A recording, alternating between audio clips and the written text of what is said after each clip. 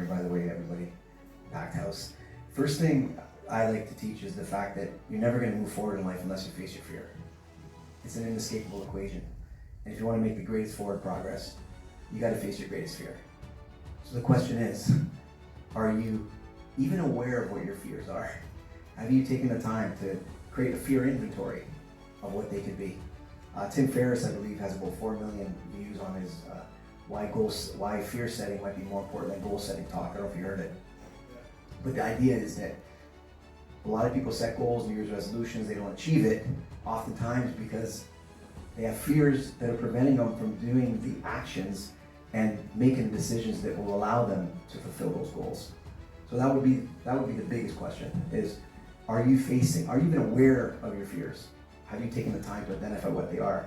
Because if you don't identify what they are, you don't detect them, how can you correct them? How can you make that progress? And when I work with companies, that's what we do, is we identify what are the fears you have that are preventing you as an organization from moving forward, and the same question applies on the individual level. So that's the big question in my eyes.